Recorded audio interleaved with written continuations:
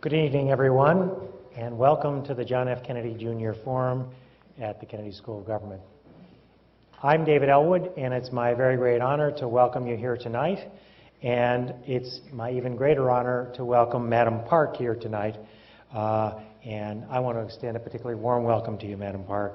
Thank you very much for joining us this evening. It's a great pleasure to see you all tonight because this is a very important forum event for a number of reasons.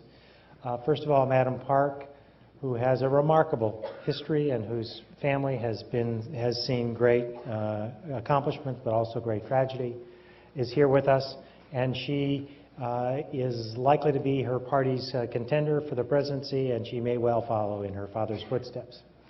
It's also a very important time because the events of today. There was an announcement that the six-party talks have reached a tentative agreement, which is the first step, we hope, in what will lead to a very much more peaceful situation on the Korean Peninsula and for the world. Yes. Indeed, one of the issues that we talk a lot about at the school right now is something that I call acting in time.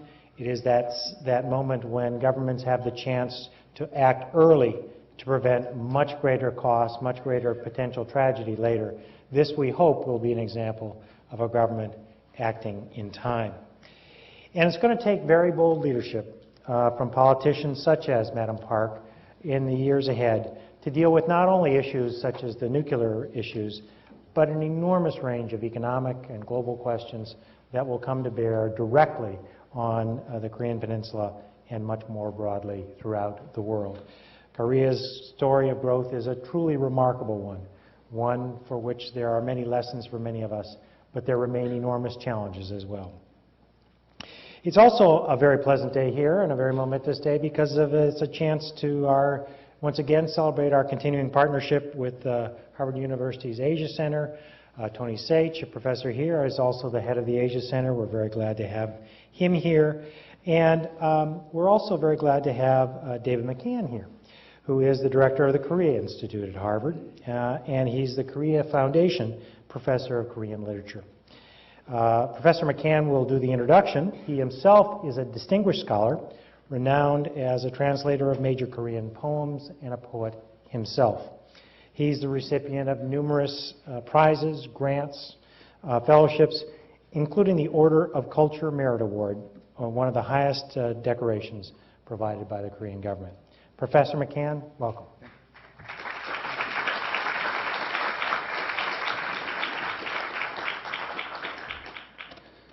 I'm immensely impressed that Dean Elwood said he could see you, because with the lights it's a little bit difficult. But it is a wonderful evening, and I'm so glad to be here.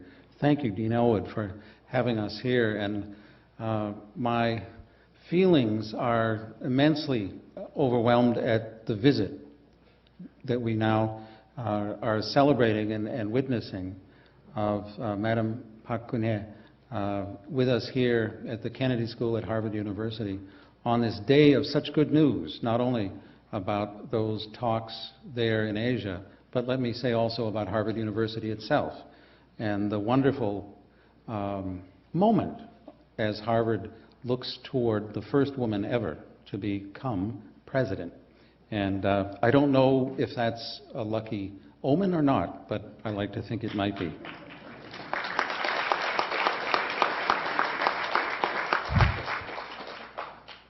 I am somebody interested in literature, and so my remarks about Madam Park's visit will be very brief. You'll probably be glad to know. She is 3 times elected member of the National Assembly, former chair of the Grand National Party, has served in various public interest, educational, health, and literary associations, I was delighted to discover. Entered politics in 1997, seeking election at the time of the financial crisis on the Korean Peninsula. Has visited North Korea in 2002. And today visited in Boston the John F. Kennedy Memorial Library, which for me also is a place with tremendous significance, since it was President Kennedy who initiated the Peace Corps, which made it possible for me, somebody who knew little at all about Asia, to go to Korea many years ago in the first Peace Corps group that ever went to Korea. And in the audience are two distinguished, also former Peace Corps volunteers, Professor Carter Eckert and Edward Baker. And it's an amazing coincidence, I think, that Madam Park was at the library to remind us of that.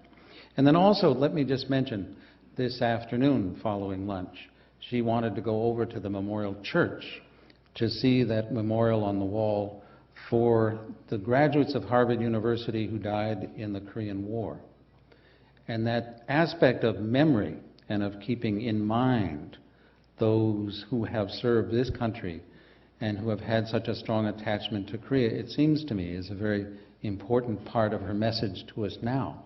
But also her forward-looking ambition for interregional dialogue and cooperation on the Korean Peninsula, north and south, but then within Northeast Asia, it seems to me, is a great inspiration for us all. So it's a great privilege, a great honor, and a pure delight for me to ask you all to join me in welcoming Madam Park to Harvard University and the Kennedy School.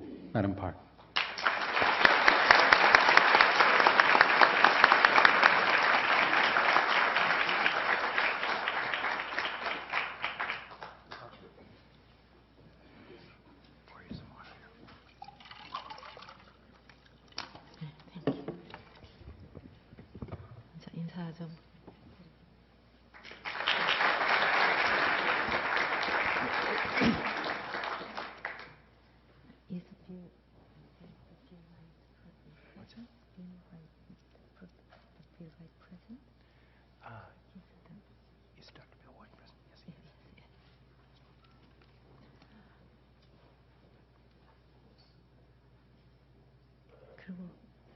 Excuse me. I didn't know you were present. Oh. Yes.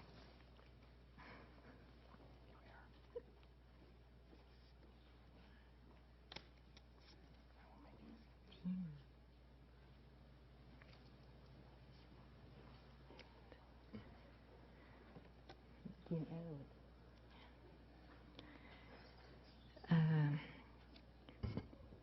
Dean David Elwood, Director Bill White of the Harvard Institute of Politics, Director David McCann of Harvard University's Korea Institute, Director Anthony Seish of the Harvard University Asia Center, distinguished guests, ladies and gentlemen.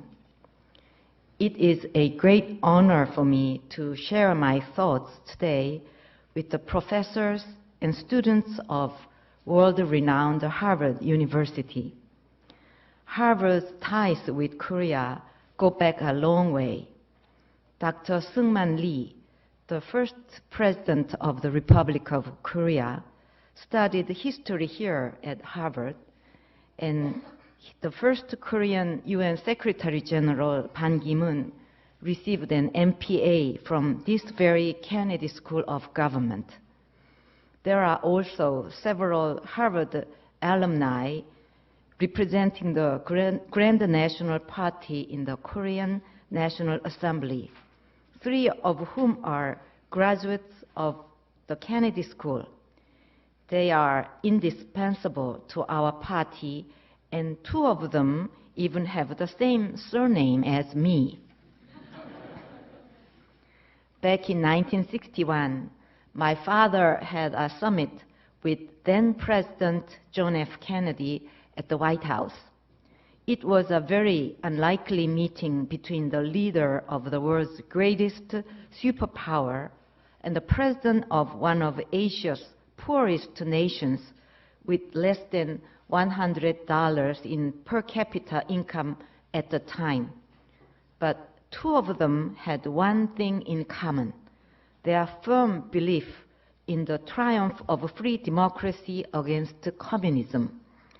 more than 45 years later, the daughter of that Korean president came to visit the Kennedy School amid the new security threats challenging my country. Koreans believe that all encounters, even the one as trivial as brushing each other's sleeves on the street, originate from the ties that existed in our former lives. This belief shows how cherished we Koreans think of human encounters and relationship. In that respect, we are practically a family here, because I can sense a good rapport building with everyone here today and with Harvard and the Kennedy School. Ladies and gentlemen, I'd like to speak to you about the future of our two countries are to share. As a daughter of Korea, I'm proud of the past 60 years of Korean history. The nation suffered the devastations of war and the ensuing division of the Korean peninsula. The Korean War destroyed the entire country and left millions dead or injured. But Korean people have risen above the tragedy. The per capita income of Korea in 1961 was a meager $82, but now Korea is projected to break the $20,000 mark this year. Korea's export rested at around $100 million in 1964, but it has soared to top $300 billion last year. In a mere span of 4 decades, per capita income grew by 250 times and export by 3,000 times. Back in 1968, Korea was capable of only assembling imported automobile parts from the United States, but today, Korea is the 5th largest automaker in the world. Nowadays, it is not that hard to spot Korean-made cars on the streets of America. Mobile phones made in Korea have become the most sought-after items around the world, and Korean computer and semiconductor manufacturers are dominating the global market. In Japan and China, Korean films and dramas rival Hollywood movies in popularity, and albums of Korean singers climb to the top of the music charts and break sales records in the Asian market. A poor and hopeless nation in Asia has performed a miracle. Korea has something else I'm proud of. Democratization movement was launched in the late 1980s when the nation's accelerated industrialization freed the people from the burdens of making the ends meet. My highest respect goes to the countless people who worked up the courage and sacrificed themselves during the struggle to realize democratic values. Democracy would not have flourished in Korea like now if it had not been for their sacrifices. Such phenomenal achievements of Korea are called miracle on the Han River, but Koreans do not think of this as only a miracle. When you see as a miracle today is also a deserving result of Korean people's hard work and indomitable spirit. However, Koreans are well aware that we were not alone in accomplishing such incredible feats. We had good friends who supported us during the hard times. America was one such friend, the closest and most supportive one. Actually, America was more like a brother than a friend. Today, I had an opportunity to drop by a memorial chapel in the campus. There, I saw a list of names engraved on a plaque. Those were the names of Harvard students who died fighting in the Korean War. The freedom and prosperity enjoyed by the Korean people today was gained through the blood shed by your brave alumni. I would like to take this opportunity to thank the American people who lent us a helping hand during Korea's growth. Nonetheless, Korea's dream of building a truly great nation has not been realized yet. Korean people and I dream of a future for our nation, a future in which we build a country that is more prosperous, more just, safer, and contributes more toward international peace and prosperity. And I think reestablishing a new Korea-US relationship is one of the requirements needed to realize that future. I'm well aware that some Americans are disappointed over Koreans' changed views of America. However, I want to tell you that in order for you to understand the changes in public sentiment, you must understand the gravity of the pain that Korea is experiencing. No country can be free from the growing pain, but the pain gripping my country is unique to Korea, originating from the nation's past. This pain appears to emanate from some key contrasts in society: liberty versus equality, growth versus welfare, market versus the state, small government versus large government, past versus the future, Inter-Korean Alliance versus Korea-US Alliance, pro-America versus anti-America, and autonomy versus dependence. Such contrasts have plunged the Korean society into chaos and stagnation. Of course, some may think that these issues are ideological confrontations also observed in many other nations around the world.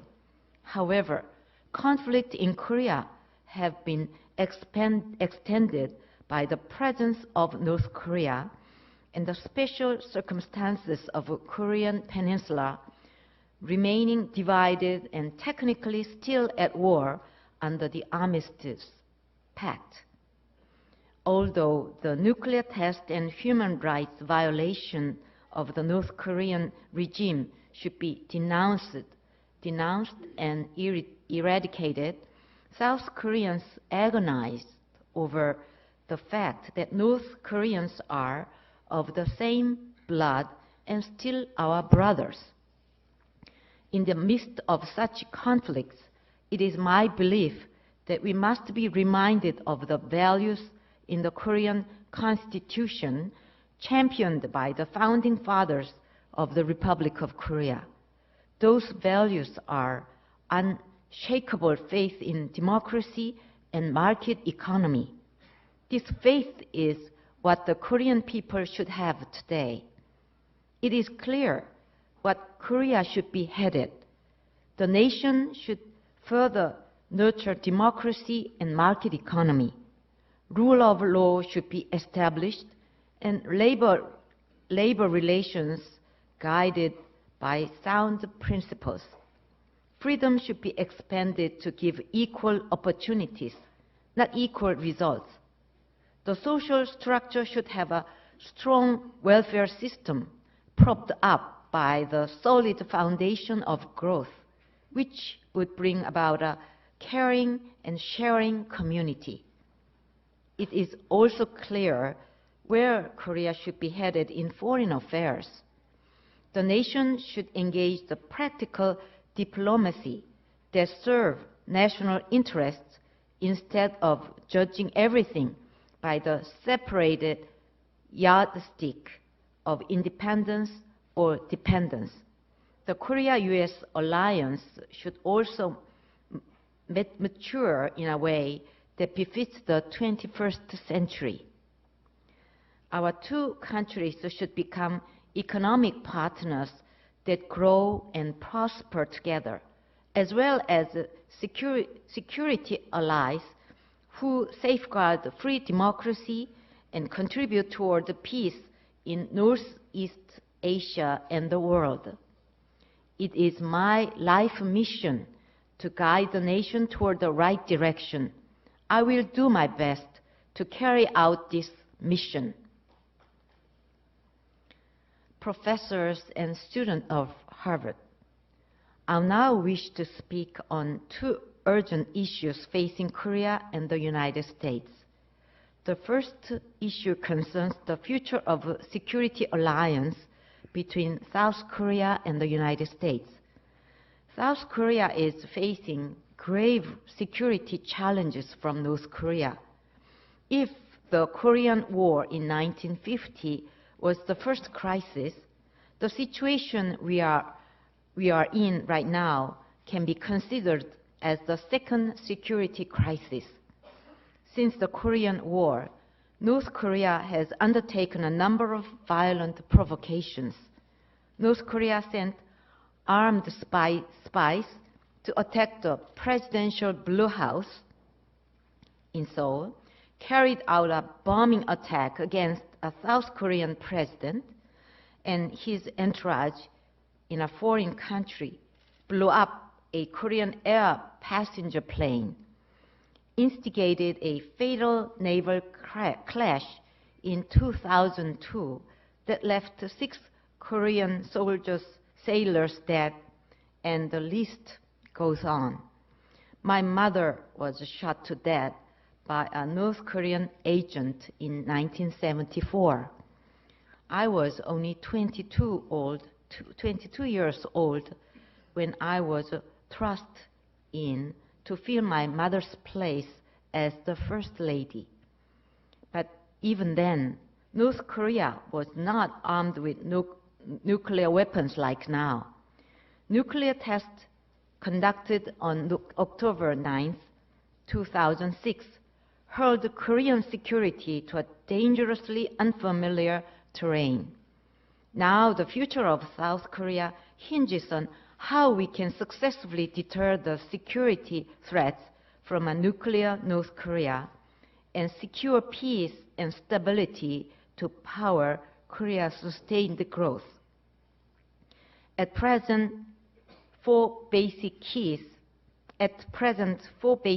are mobilized to resolve the North Korean nuclear issue: 6-nation nuclear talks, UN Security Council sanctions, U.S.-North Korea bilateral meetings, and inter-Korean talks.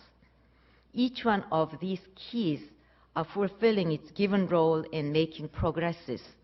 However, in order to open the tightly closed door to a nuclear North, all these keys must work together and approach the issue with a practical aim. To do so, the international community should be strongly committed to maintaining the attitude of zero tolerance to North Korean nuclear arms and deliver this message in a consistent and precise manner. The North Korean nuclear test is not a matter that can be responded with a business-as-usual attitude. Media reports that some progresses have been made at the U.S.-North Korea bilateral meetings prior to the six-party nuclear talks, and we heard the news from six-party talks today. I think I accept this result very positively, but we must brace for more difficult negotiations that surely lie ahead. The strong resolve of the international community should be delivered to North Korea in unison, and the Korean government should take active part in the UN Security Council sanctions and the PSI. In addition to the 4 keys I mentioned above, I believe there is one more key that is crucial to resolving the North Korean nuclear issue, and that is none other than the alliance between the Republic of Korea and the United States. The military alliance between our 2 countries has been the cornerstone of Korean security. It has successfully maintained peace and stability on the Korean Peninsula since the Mutual Defense Treaty between South Korea and the U.S. was concluded in 1953. This pact is what allowed Koreans to perform the economic miracle. The ROK-US alliance is a military alliance formula, the effectiveness of which was tested over a long period of time. Unfortunately, however, the bilateral alliance has shown signs of weakening, and the number of incidents that erode mutual trust has increased in recent years. The relationship between the 2 countries has been likened to that of a married couple on the verge of divorce. This is very unfortunate for the national interests of both our countries. Nonetheless, I'm not pessimistic about the future of Korea-US alliance. This is because the alliance has vigorously promoted the national interests of the 2 countries, and there are more Koreans than Americans who remember the alliance's contribution to the promotion of peace in the Northeast Asian region. This is why I firmly believe that the people of South Korea and the U.S. will no longer tolerate actions that undermine the alliance.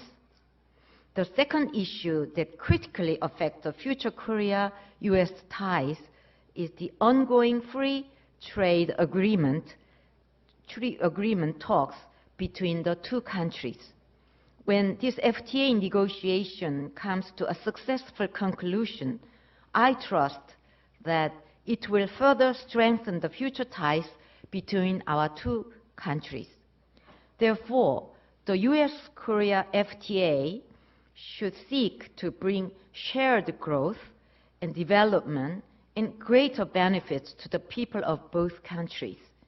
It is my belief that although the agreement cannot satisfy the benefits and benefit everyone, at the least, it should not inflict irrevocable harm to the peoples of our 2 countries. Otherwise, the FTA will not only undermine the interests of both Korea and the U.S., but in the worst case scenario, seriously impair the bilateral relations.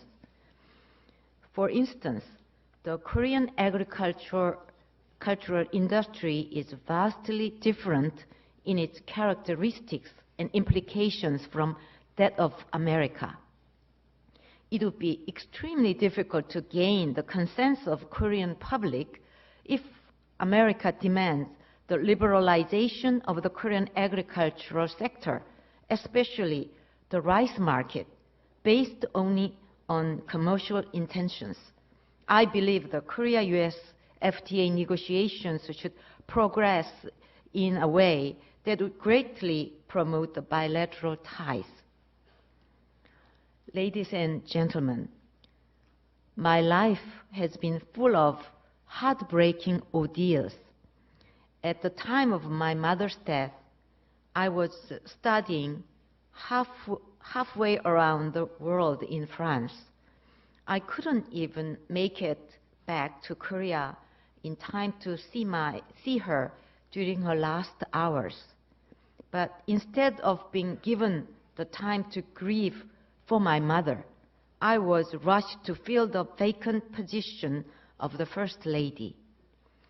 Only a few years later, I had to see my father pass away in the same manner.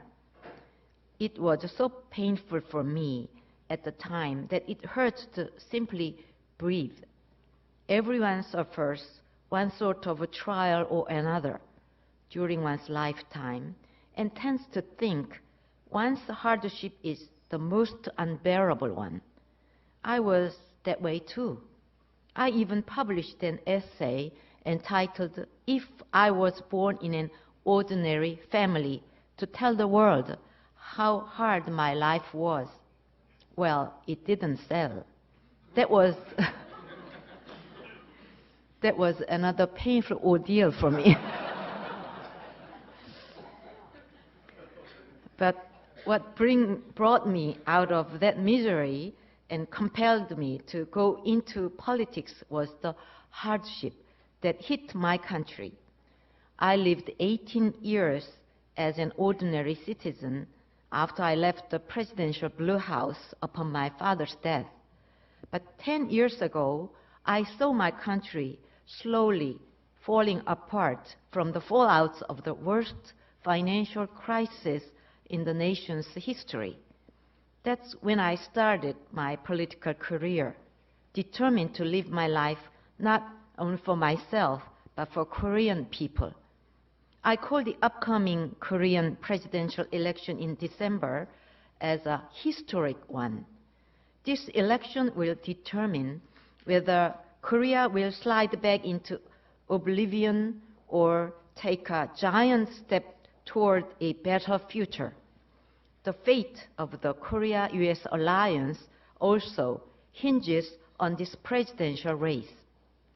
Despite the passage of time and changes in the world environment, Korea and its people should never forget the noble sacrifices made by young Americans during the Korean War. Former Korean Prime Minister Han Bin-lee was studying at the Harvard Business School when the Korean War broke out. When he heard about the war, he left school to ask General Douglas MacArthur to fly him home, and then went on to work as an interpreter for American officers. There are numerous stories, such as this one, testifying to the strong, heartwarming ties between our two countries.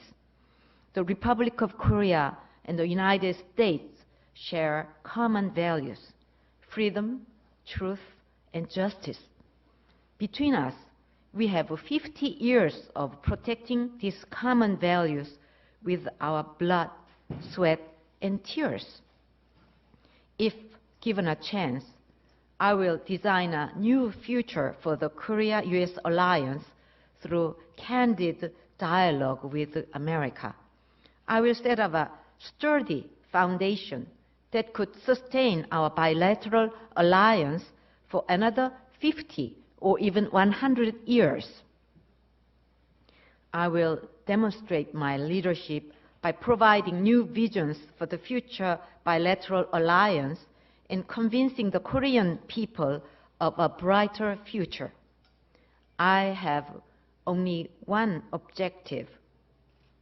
I'm in to save my country. Thank you very much.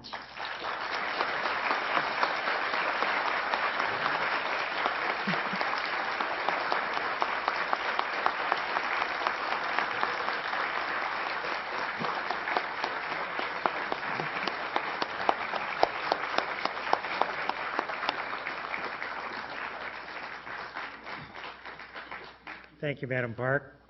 Thank you very much for those inspiring and wise words. We now have time for questions, and there are 4 microphones located in the audience. One is here, another one's right there, another one's there, and one's there. We'll just go in a circle. And the good questions have 4 important characteristics. First, they start with your identifying who you are. Second, they are short. Third, they ask only one. And finally, they end with a question mark. So with that, let's turn right here for our first question. Hi, thank you for joining us here today. My name is Tarun Singh. I'm a freshman at the college, and I was reading up on the labor disputes that Hyundai was having in Korea, and workers had striked in Korea, and many news agencies cited you as being critical of these workers for striking because Hyundai plays a vital role in the Korean economy. And I was wondering how you could use such tough rhetoric and at the same time expect to get these same workers to vote for you in the upcoming December election. Thank you. 통역하시고 이렇게 할게요. 예, 다 들어요. Could you just repeat the gist of your question, the Hyundai labor strikes Yeah. and the criticisms of it? Yeah. My question is, how does she plan on reconciling the tough rhetoric against these workers? Coming out of where?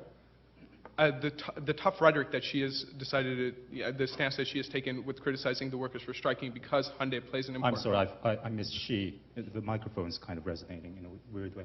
Who? Madam Park did. Yeah, Madam Park.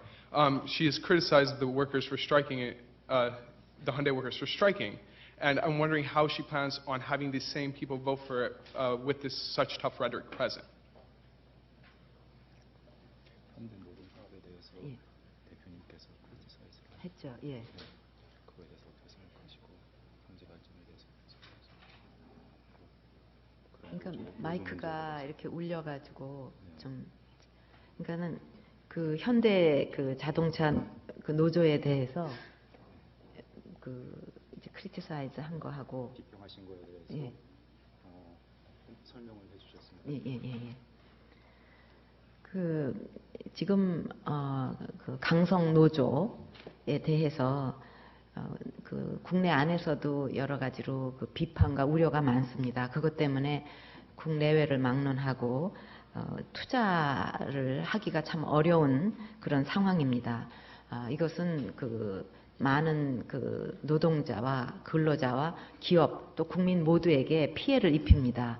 그래서 저는 정부에서 아주 어떤 원칙을 가지고 법치에 의거해서 이런 문제는 그 공권력도 확립하고 또 그 법의 원칙도 확실하게 지키는 원칙을 견지해 나가야 된다고 생각을 합니다. 그렇지 않을 경우에는 오히려 이런 그 강성 노조의 불법 파업으로 인해서 비정규직 또 그 대기업에 속해 있는 그 협력업체들, 중소기업들이 그 피해를 전가받아 갖고 그들이 더 이렇게 고통을 받게 된다는 그런 점을 얘기하고 싶습니다. The issue of hardline or virulent labor strikes and labor unions, this is a serious issue that is criticized quite widely by various sectors within South Korean society. It is a difficult issue, and these are damaging to the national interest, to laborers, as well as to the public and the economy at large. And I foresee the role of the South Korean government to address these issues according to the rule of law and to set certain definite principles for the labor unions to operate by. Thank you. Right up here. Hi, my name is Chiki Amada, a Kennedy School MPA second-year student. This spring break, the Japan Caucus and the Korea Caucus will jointly organize a trip to Japan and Korea, and about 50 students will have the opportunity to visit politicians, business people, and cultural point of interest for the KSU students who have the interest in these countries to deepen understanding. And this started from last year with the intention of the Japanese and Korean students that we have to collaborate and for our better future of the two countries. So my question is, what do you hope for Japan? What do you expect to the Japanese government and to the people for the better future of Japan and Korea? 일본과 한국의 그 어떤 관계가 잘 되기 위해서 어떻게 일본이 하면 좋겠는가 그런 말씀으로 알겠습니다. 예, 하버드 대학교에 뭐 50명 넘는 학생들이 이번 봄방학을 계기로 한국과 일본에 방문해서 정계 또는 재계 리더들 여러분들을 만났는데 일본에 대해서 부탁하시고 싶은 그런 요구나 뭐 부탁은 뭘까요? 일본과 한국은 그동안에도 그 많은 경제적인 또 인적인 뭐 문화적인 많은 교류가 있었고 또 그것이 두 나라를 위해서 많은 도움이 됐다고 생각합니다. 앞으로도 두 나라는 안보 면에서나 경제 면에서나 또 모든 다방면으로 서로 협력해 나가야 될 동반자라고 생각합니다. 또 그 동북아의 평화뿐 아니라 또 세계 평화를 위해서도 같이 손잡고 나가야 될 그런 나라고 바로 그 옆에 붙어 있는 지리적으로도 그런 나라잖아요. 서로 사이가 안 좋으면 굉장히 두 나라가 괴롭습니다. 왜냐하면 붙어 있는 나라끼리는 이사를 갈 수가 없기 때문에. 그래서 지금 그런데 두 나라 사이에서 가장 문제가 지금 되고 있는 것이 역시 역사 문제라고 생각합니다. 근데 그 역사 문제는 어떻게 표현을 하든 어떻게 말을 달리 표현을 하든 간에 일본은 과거에 가해자였고 또 한국은 피해자였다 하는 것은 어떻게 바꿀 수가 없는 사실입니다. 그래서 일본이 그 한국을 비롯한 주변국의 그런 국민들의 그 정서에 그 어떤 합당한 그런 그 말을 해주고 또 거기에 따른 행동을 할 수만 있다면은 그런 과거에 대해서는 이제 우리가 깨끗하게 정리를 하고 또 앞으로 젊은이들은 더 그 새로운 마음으로 그 어떤 새로운 시대를 열어갈 수 있지 않겠는가. 또 그것이 지금 기성 세대들의 해야 될 일이 아닌가 이런 생각을 합니다. South Korea in the past has enjoyed close cultural and human interaction with Japan, and such close cooperation between the two countries is not only conducive to but essential to maintaining security in the region and in the broader world out there in the international community. As we all know, South Korea and Japan are close neighbors in proximity by geography. If you are unhappy with your neighbor, it's very difficult to move from your environment because we are fated by geography to be neighbors. What cannot be changed is that in the past, Japan was the victim, Korea was the victim and Japan the victimizer. I hope that Japan will be more sensitive to such Korean memories and sentiments. And I think the young generation in Korea and Japan have not only a duty, but I think can share in the hope of improving ties by working closely together. Thank you. Next question is right up there. Hi, my name is Jinzhong, and I am a second-year MPP student at Kennedy School. My question is about the role of Korea in sharing its unique growth experience with other developing countries. Korea is the only country in the world which turned from a recipient of foreign aid to a donor country. And last year, the official development assistance of the Korean government was 752 million, and it's even further, it's trying to increase its aid from 0.06% to 0.1% of its GNP. So what do you think Korean government needs to do to contribute reducing world poverty and achieving the Millennium Development Goals? Excuse me. What was the last part of your question? I didn't get it. My last part of the question is, what do you think the Korean government needs to do to contribute to reduce the world poverty and achieving the UN Millennium Development Goal? 세계 그 빈곤을 퇴치하기 위해서 한국 정부가 어떤 역할을 하면 좋겠는가? 예. 이제 그 우리나라도 이제는 이만큼 성장을 한 만큼 또 과거에 또 많은 도움을 받아가지고 성장을 했습니다. 그렇기 때문에 그런 그 개발도상국이나 또 빈곤한 나라에 대해서 많은 그 물질적인 원조도 늘려야 된다고 생각합니다. 동시에 한국은 굉장히 귀중한 경험을 갖고 있습니다. 새마을 운동을 통해서 예를 들면은 아주 빈곤한 나라가 어떻게 이렇게 세계의 12위의 경제 규모 12위의 그 나라로 성장할 수 있었는가? 그것은 단순히 외국의 물질적인 도움만 받아갖고 된 것이 아니라 그 어떤 정신 운동, 정신 혁명을 통해서 우리도 할 수 있다. 우리도 한번 해보자. 이런 그 정신이 깨었기 때문에 가능했던 일이거든요. 그런 그 과정을 우리가 그런 나라에 가서 같이 공유하고 또 나눌 수가 있다고 생각합니다. 최근에 어떤 그 중동 지역의 한 나라의 외교관으로 있던 분이 와가지고 이런 얘기를 합니다. 과거에 그 나라는 한국보다 훨씬 잘 살았는데 지금은 한국보다 못 살게 됐다 이거죠. 그런데 그 나라 사람들이 한국의 새마을 운동에 대해서 관심이 굉장히 많다고 그럽니다. 왜냐하면 우리가 노력하면 저렇게 될 수가 있구나. 우리보다 못 살았던 나라가 우리보다 지금 더 잘 산다. 그래서 그 나라에도 어떤 희망을 줬다는 이야기를 들었습니다. South Korea's prosperity, economic prosperity, certainly calls on South Korea to do more to advance and to address poverty in the world and to advance developing nations, to help them grow. In the past, South Korea was a recipient of foreign aid, but today South Korea is in a position to provide material aid, and I think there are valuable lessons in history. The New Village movement, 새마을 movement, throughout the 1970s, enabled South Korea to transform itself from one of the poorest nations in the world to the world's 12th largest economy. This was achieved not only by receiving aid, but by the hard work of South Korean people.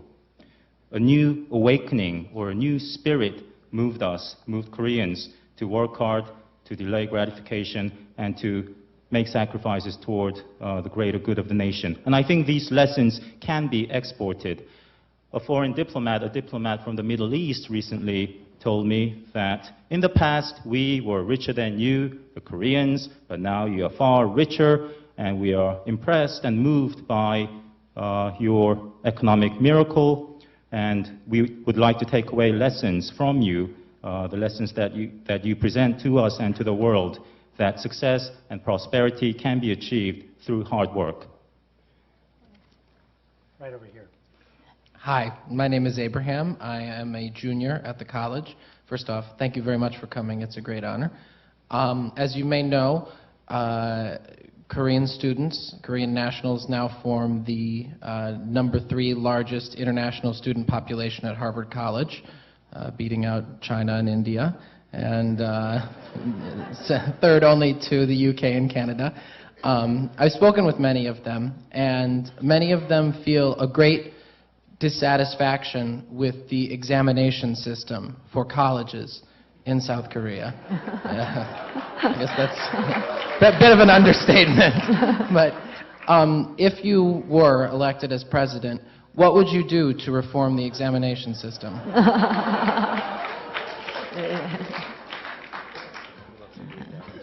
I have an impression you are very well informed.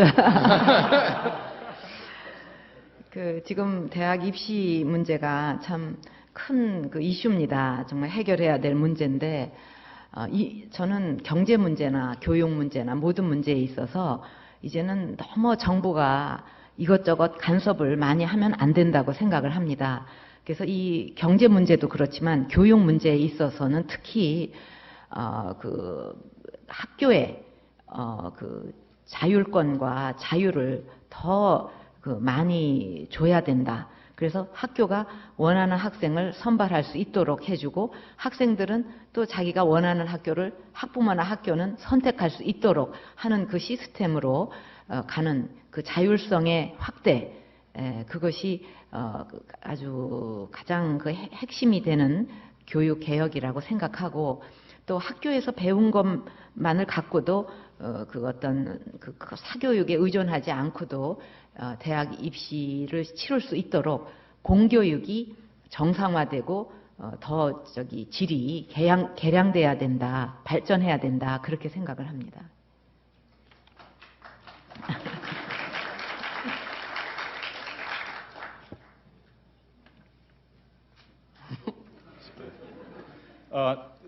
The question of university admission exams and education in general, this is of course it's a big issue facing the country.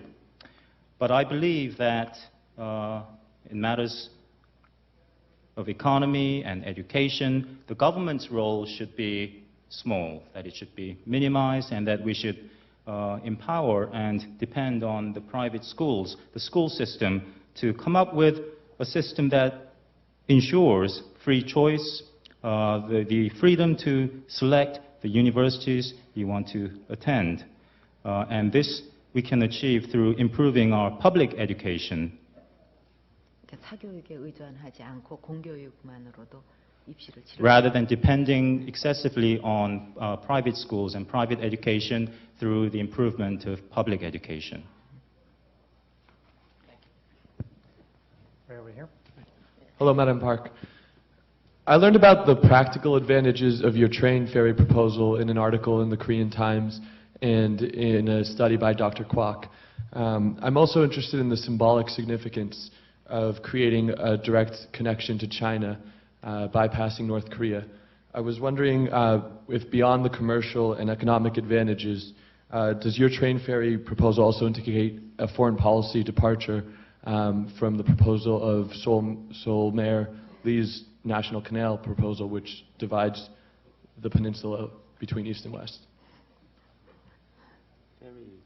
페리에 대해서 하고 그 카날 그게 foreign policy 외교 정책의 어떤 이명박 전 시장하고 이렇게 거리를 두시는 주장하시는 거죠. 그거에 대해서 좀 설명해 주셨으면 감사하겠습니다. 그 포린 폴리시하고 관계 없죠.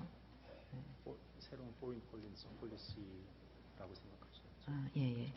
저기 페리 프로젝트가 그거는 원래 저는 페리를 생각하기 전에 남북한의 그 철도를 연결을 해서 그것이 그 유라시아 철도, 시베리아 철도로 해서 구라파까지 이렇게 예를 들면 서울에서 파리까지 갈 수 있도록, 부산에서 파리까지 갈 수 있도록 하는 그런 그 열차를 생각을 했습니다.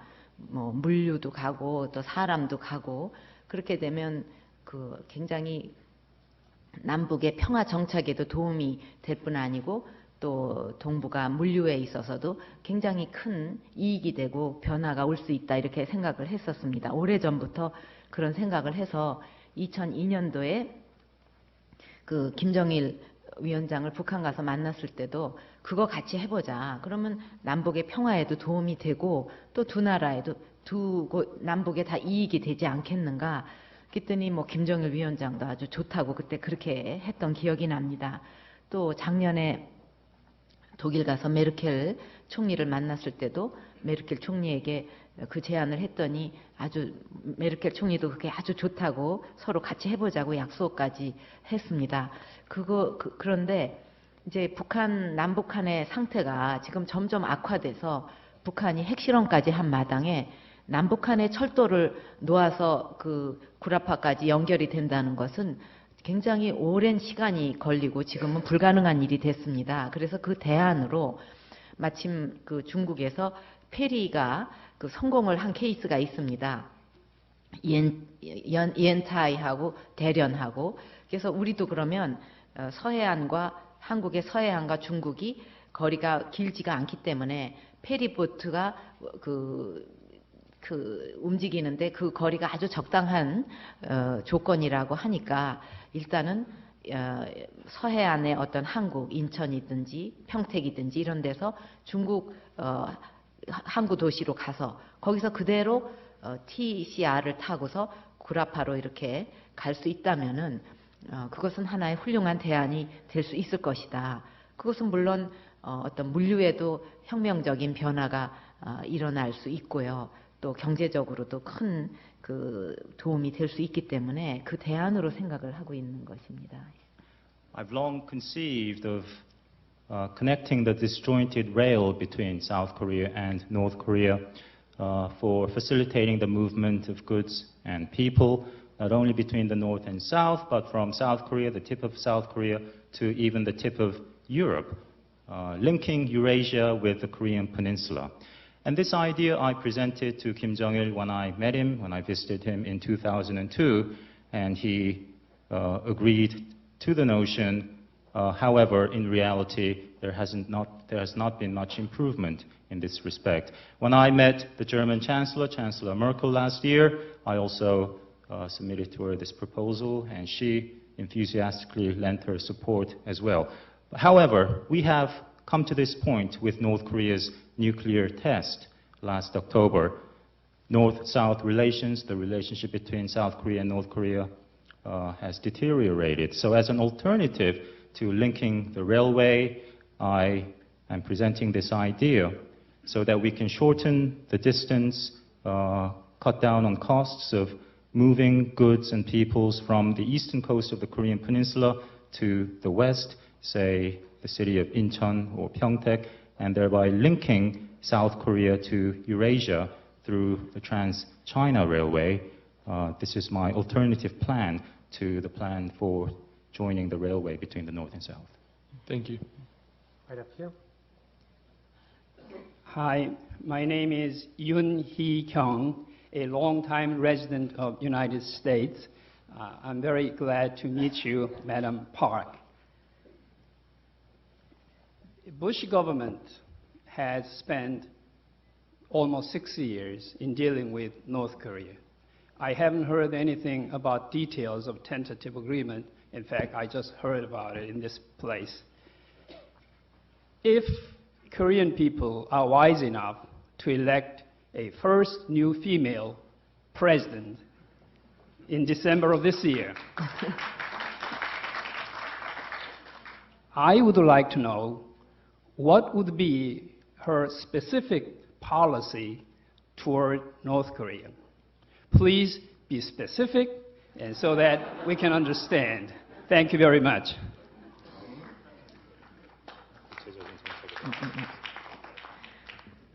지금 그 한국 정부가 포용 정책이라고, 그러니까 engagement policy가 사실은 더 정확한 표현일 것 같은데 지금 하고 있습니다. 그 근본적인 취지는 저도 찬성하는 바입니다. 왜냐하면 포용 정책의 근본 취지는 북한을 개혁과 그 개방으로 잘 변화를 시켜서 남북한의 평화 정착을 이루자는 이런 취지이기 때문에 그거에 반대할 사람은 없을 거라고 생각합니다.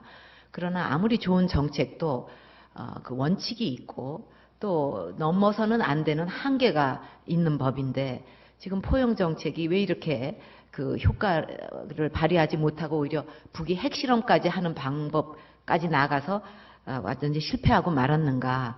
그 이유는 원칙을 지키지 않았다. 또 한계를 긋지를 않았다는 점입니다. 그래서 북한이 핵실험까지 했는데도 미사일을 막 발사하고 이러는데도 계속 북한 편을 들고 북한에게 무조건적인 지원을 하고 이렇게 해가지고는 이런 문제를 해결할 수가 없다고 생각을 합니다.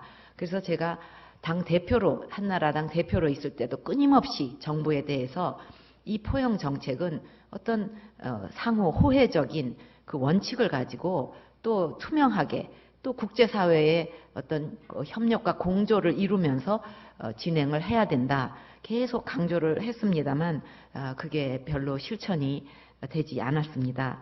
그래서 만약에 제가 이런 일을 할 수 있는 책임을 맡게 된다면 제가 지금까지 주장해 왔던 대로 어떤 원칙 있는 그 인게이지먼트 팔리시를 전개하려고 합니다. 그것은 어떤 북한 지금 우선 핵 문제 해결에 대해서 대북 정책에서 최우선을 둘 것입니다.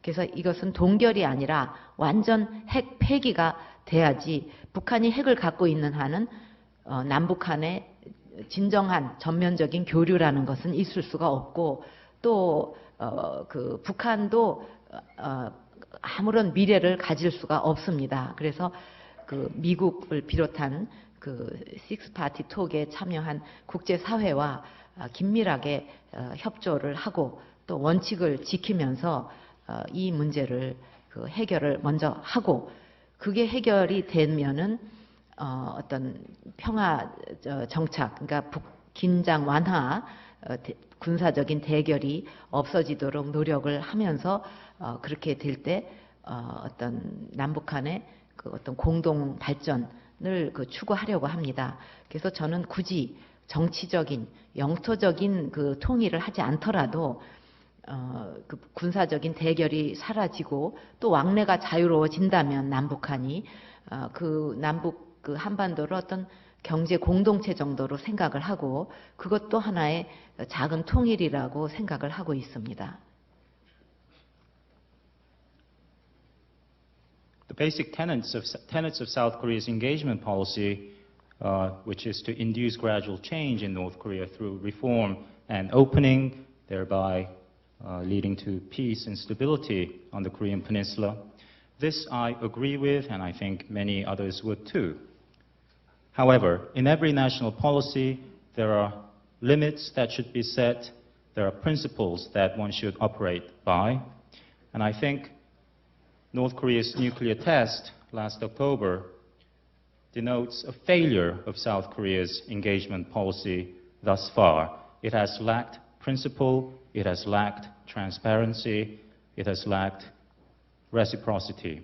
There have not been clear lines or red lines, which is not the word Madam Park used, but there have not been limits set, limits drawn to make it clear to North Korea. North Korea, in the aftermath of the missile tests last July and its nuclear tests last October, in its aftermath to continue with South Korea's engagement policy, undeterred by the world public opinion. This is not conducive to peace and stability on the Korean Peninsula, to go on giving unconditional aid, that is. As the head of the Grand National Party, I have tried many times, I have emphasized to everyone the importance of demanding on North Korea, calling on North Korea to operate by standards of transparency and reciprocity and international cooperation. These calls have not been implemented thus far by the South Korean government. If I am given the opportunity, I shall make it my priority to first address North Korea's nuclear problem, its threat, and to call for not merely a freeze on North Korea's nuclear facilities, but their complete dismantlement. And I shall pursue this policy by reaching out to the international community, multilateral fora like the Six Party Talks, with the help of the international community. And even before we have perhaps political or territorial unification, I think we can set the basic foundation for peace and decrease tension on the Korean Peninsula through this process. Right up there. Hi, my name is Choi Ji-woong. I'm first-year law student. In the past 5,000 years of Korean history, Korea experienced many aggressions, many invasions. I believe more than 7,000 small and big invasions in Korean history. Most noticeable aggressors are China and Japan, obviously. Japan had occupied Korea for 36 years. Even prior to that, Japan has invaded Korea many times. And Japan did not stop in Korea, but they went into America, killed 3,000 innocent American soldiers. But also Chinese nationalism is an issue today. But Korea being the only country who's never invaded other country, in Asia, I believe that what kind of policy Korea takes in the future is very important to maintain peace in East Asia. So if you were to become a president of the Republic of Korea, what kind of policy or strategy will you be selecting? Thank you. 네, 그 외교 정책에 대해서 물으셨죠, 앞으로. 저는 지금 기존에 우리 한미 동맹은 굉장히 소중하게 생각을 합니다. 그래서 한국과 미국하고의 그 동맹 관계가 지금 많이 흔들리고 있는데 이 부분에 대해서 확실하게 복원을 하고 또 두 나라의 신뢰를 바탕으로 해서 아까 말씀드렸듯이 50년, 100년 이상 가는 그런 그 한미 관계를 구축할 것입니다. 또 그 주변에 있는 나라, 그러니까 일본이나 중국이나 또 구라파나 이런 나라들하고도 어떤 우호 협력 증진을 더욱 강화해서 어떤 그 세계와 평화롭게 공존하면서 서로의 그 발전을 위해서 평화와 번영을 같이 추구하는 이런 그 외교 정책을 추구하려고 합니다. As I mentioned in my formal presentation, I deem the ROK, the Republic of Korea-US alliance, as essential, as the most important. And there have been strains in the alliance in recent years, this we all know. So I hope to revive, resuscitate, to improve the Republic of Korea-US alliance by rebuilding trust between the two countries, and based on trust, as I mentioned, try to direct the alliance toward a mutually beneficial one 50 years down the road, or perhaps even 100 years down the road. The neighbors in our region are, of course, very important to South Korea as well, Japan and China. And through fostering friendship and advancing cooperation, I hope to forge a new, healthy, friendly relationship for the mutual benefit of all nations in Northeast Asia. We have time for just 2 more short questions. So right here. Right, I'll make it short. Hi, my name is Jason Wang. I'm in the PhD program in economics, studying economic growth. I want to hear your thoughts on how fast you think the Korean economy could continue to grow. I read something in the media reports recently about a 7% growth rate that your campaign was talking about. I looked at that and I thought that's a huge number. How realistic is that, and what specific policies do you have in mind to generate such a fast growth rate? 그 7% 경제 성장을 어떻게 지금 한국의 잠재 그 성장률이 5%입니다. 그런데 지금 그 정도도 이루지 못하고 있거든요. 한 4.3% 이런 정도밖에 못 이루고 있습니다. 그것은 우리가 할 수 있는 능력도 지금 발휘를 못하고 있는데, 경제 발전이라는 것이 단순히 경제 정책만 갖고 되는 것이 아니고 어떤 외교도 잘해야 되고, 그래서 국제사회의 신뢰도 얻고, 또 우리는 특히 또 그 수출로 이렇게 살아가는 나라니까 또 법 질서도 잘 지켜야 됩니다. 아까 뭐 강성 노조라든가 공권력이 무너진다든지 이런 얘기도 했는데, 이렇게 그 질서가 제대로 서지 않고는 그 경제 성장률이 매년 1%씩 깎인다는 그런 그 KDI의 보고서도 최근에 있었습니다. 그래서 저는 기존의 이제 잠재 성장률 5%에다가 그거는 그 달성할 수가 있고, 이제 나머지 플러스 2인데 이걸 어떻게 달성하느냐. 1%는 그 법치를 제대로 세우고 공권력을 바로 세우고 원칙을 바로 세워서 나라의 그 어떤 법치가 제대로 쓴다면 1%는 올라갈 수 있다. 또 나머지 1%는 외교 역량을 강화해서 국제사회의 어떤 그 신뢰를 더 받을 수 있도록 노력을 하고, 또 그 교육과 과학 기술 이런 쪽에도 어떤 혁명적인 변화를 일으켜서 우리의 그 어떤 실력을 키운다면 나머지 2%도 충분히 가능하다. 근데 이것은 어떤 그 국가 지도자의 몫이라고 생각을 합니다. 예. South Korea's potential economic growth, we estimate at 5%. However, in actuality, 제가 조금 말을 하나만 더 붙일게요. 그 미래 성장 동력인 교육과 과학 외에도 또 하나 중요한 거를 제가 지금 꼭 말씀을 드려야 되는데, 하나는 지금 너무 정부의 규제가 많습니다. 그래서 이 규제만, 필요 없는 규제만 확 풀어도 1%를 성장이 가능하다, 이렇게 봅니다. South Korea's potential economic growth we estimate at 5%. However, in actuality, we have been recording only 4.3%. Economic development policy alone cannot ensure development. We must also make improvements in diplomacy, in foreign policy. Trust of the international community must be won to make an environment conducive to South Korea's continued economic development. KDI recently estimated that if things do not change, South Korea's economic performance will decrease by 1% each year. And this is at variance with our potential growth rate of 5% by 2% if we go from 4% to 3% next year. I think it's any leader's duty, it's South Korea's leader's duty to seriously address this issue.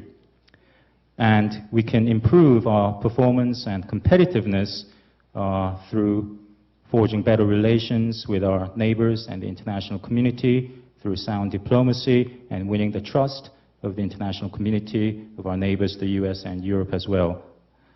Also, we must improve our educational system, and also revive our science and technology sectors to work toward revolutionary changes and stay competitive in the field of science and technology. I'd like to add, lastly, there are perhaps too many unnecessary government regulations impeding South Korea's economic development today, and we must deregulate. We must seek more liberalization of these unnecessary government regulations. And this will have to be the last question, right here. 안녕하세요. 오늘 만나는 거가 너무 반가워요. My name is Yumi Ha. I'm affiliated with the business school. And my question actually segues greatly with his question. A lot of Korean technology companies, as you've mentioned, have been very successful with globalizing their products and getting them out to the different marketplaces. My question is, how would you, if you were to become president, deal with some of the piracy issues that companies like Samsung and LG are dealing with in China and some of the neighboring countries? And how would you change the policies so that when you deal with these countries, how you can make it so that these issues aren't as great as they are right now? 그 마지막 부분이 뭐죠? 삼성과 LG 등이 대기업? 네, 대기업 등의 중국에서의 파이러시 문제 허가 없이 모방하고 삼성하고 LG가 그러니까 저 중국이 네, 중국이 그런 이슈들을 어떻게 어떤 정책으로 저기 뭐 지적재산권이라든지 이런 것을 그 어기는 문제에 대해서 어떻게 할까? 그거는 법대로 해야 되겠죠. 근데 법을 어떻게 바뀔 거예요? 왜냐면 지금 the United States is having the same problem. Companies like Microsoft and large companies are having their IP stolen and sold without their permission, and Korea is facing this issue as well. What we have in place right now isn't working. So how would you change that so that we can work with these countries so that our IP isn't stolen? 하여튼 뭐 그런 것 때문에 굉장히 손해를 보는 경우가 많습니다. 경제적인 문제뿐 아니라 한류 이 문화 수출에 있어서도 그런데 많은 지장을 받고 있기 때문에 그런 것은 우리도 엄격하게 지키도록 하고 또 외국에서 어기는 것도 우리가 당당하게 고쳐지도록 노력을 해 나가겠습니다. To fully address your question, perhaps I should go to law school. But intellectual property rights and piracy, this is a serious issue for South Korea and for South Korean companies. It damages our national interest. It damages the spread of Hallyu Korea wave. We are also a victim of this problem in our neighborhood. First, I will make sure that South Korea itself, South Korean companies, also faithfully abide by global standards, and I will keep on addressing this issue so that we can be a model and deter perhaps other companies or other foreign companies from taking advantage of our success. 제 정책의 중요한 키 중에 하나는 이제 이런 세계화 시대에는 국제 기준 글로벌 스탠다드의 모든 것을 맞춰 나가는 것을 원칙으로 삼아야 된다고 생각합니다. One of the key tenets of my policy plans are in our day of globalization, in this global world that we live in, that we should meet the standards, the international standards, and operate by such standards. All right, thank you very, very much.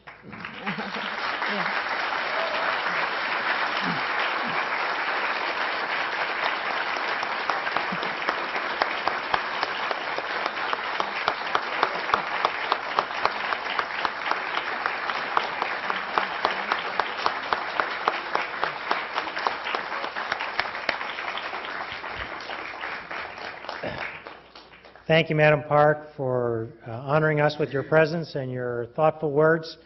And as was alluded to earlier, there is evidence that even institutions that go back a long way can select female presidents.